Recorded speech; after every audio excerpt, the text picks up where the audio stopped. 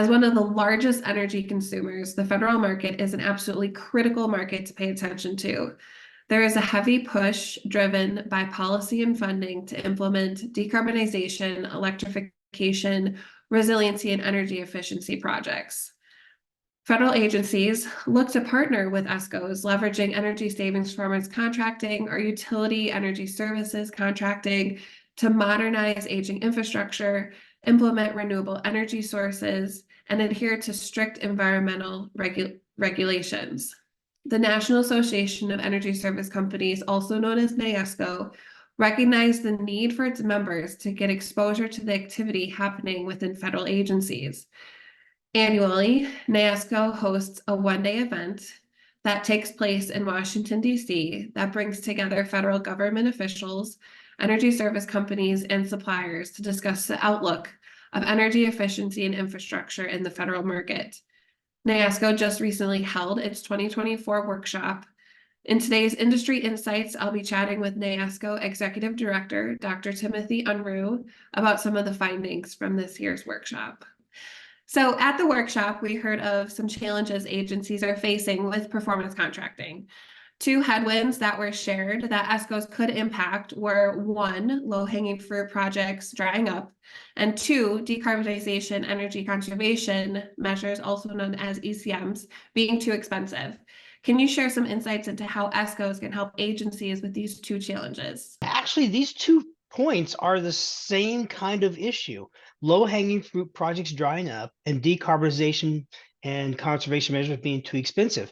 They're kind of looking at the same issue, but both sides. I've heard a lot of people talk about low-hanging fruit drying up. And it seems as though we hear that, but we also see the statistics that show us that projects have gotten larger. And that's not just true in the federal market, but we see that also in the market that is out in the state and local area as well. And we think that the reason behind this is that the model of performance contracting, where you have a guaranteed price and you have guaranteed performance, is something that is desirable among our clients. And so we're seeing them add capital to projects to cause them to grow. And why I say those are two things of the same coin is because decarbonization clearly is something that probably can't fully be paid for with energy savings or other operational savings. But if you combine it with some capital that you have planning to do work anyway, those things synergistically make for a better project overall than each one would have by itself. And so, yeah, low-hanging fruit projects drying up. That's right. The lighting projects that drove projects historically are gone. We've generally renovated from old inefficient fluorescents to new efficient fluorescents, and then we've gone from efficient fluorescents to LED lighting.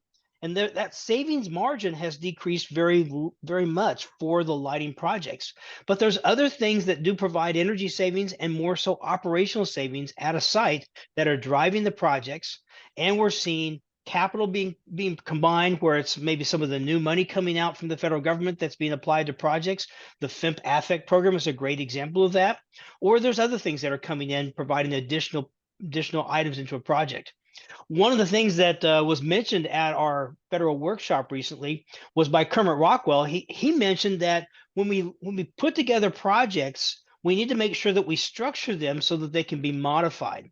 What we see happen is in some projects is that a project gets initiated, and then once that project is initiated, there may be money come into the agency at a later time that can be added into the project and bring in some of those decarbonizations or electrification ECMs that people want to see.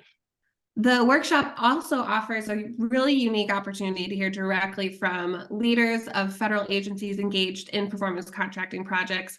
Can you provide some of the feedback federal agencies shared about how ESCOs can improve and reduce frustrations that agencies may experience when working on a performance contract? Well, I thought there were 2 things that were very prominent in the workshop that came out. One is there's just the fundamental issue of communication.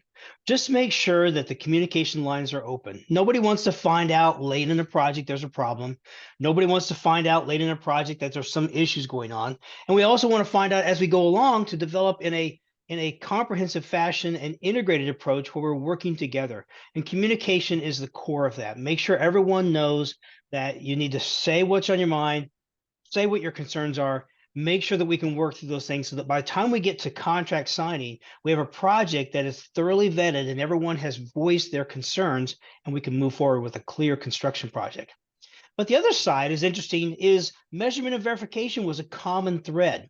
I've heard this not only at the conference, but even working with agencies outside of the conference.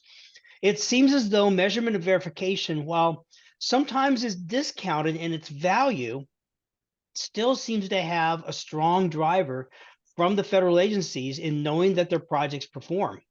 I've heard people say that measurement verification has made the difference in their belief that a project even performs. In that sometimes if a project doesn't have a measurement verification, they really don't know if it performs. They think it might, but they just don't have a clue. And so that measurement verification provides an ongoing validation that things as we planned are happening like we expected them to be. One of the things that agencies want to know is if there's something happening in a project where measurement verification has shown there's a challenge, or that something has changed, to immediately bring it to the agency's attention, as opposed to waiting to the end of the period once the savings have been lost. So again, measurement verification and communication seem to be the resounding theme at the last conference. Within a federal agency, their mission is always first and foremost. The mission's needs take priority over any other initiatives or projects. How can ESCOs position performance contracting projects to meet the mission's needs of the federal agencies while also achieving goals that agencies have set for energy efficiency, decarbonization, and electrification? Julie, you really gave me an easy one. It's the same answer as the last question. It comes down to communication. It's very interesting. Years ago, and it's getting to be a lot of years ago, when I was FENT director, GSA did their Deep Energy Retrofit Challenge. And I continue to go back to the findings of that. And one of the most fundamental things we found to get deep energy retrofits and successful projects was to have communication between the ESCO and between the owner of the project. Those two things together really made a significant difference on how the project performed. It was really amazing. We saw double the energy savings just from the fact that we had communication. A lot of times the ESCO doesn't know about what plans the site has. The site needs to be open and communicate that we think we're going to do this, this, and this, or we have a threat that maybe something is going to be shut down or moved or taken away from us if we can't get our energy situation figured out. And then the ESCO then has that challenge to try to come up with a solution within the economic guidelines that have been provided to them. And then lastly, what was your overall takeaway on the outlook of the federal market? Well, clearly we've seen a drop in performance contracting over the past few years, and we've seen the federal government do other things that aren't necessarily as important, it seems, as performance contracting. But we think we're seeing a shift to that. There's a lot of new money out there that has been driving agencies to do projects.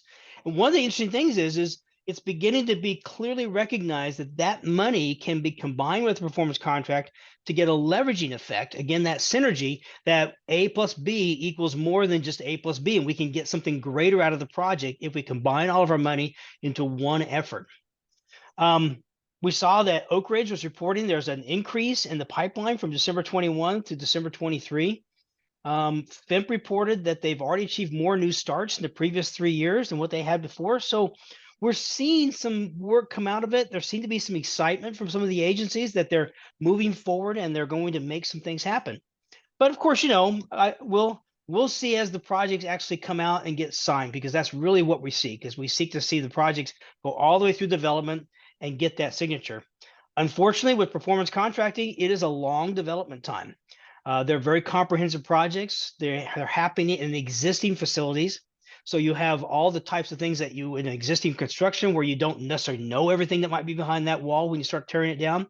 And so project development time can be 2 years. So certainly today it looks promising, but in 2 years we'll look back and we'll know the truth.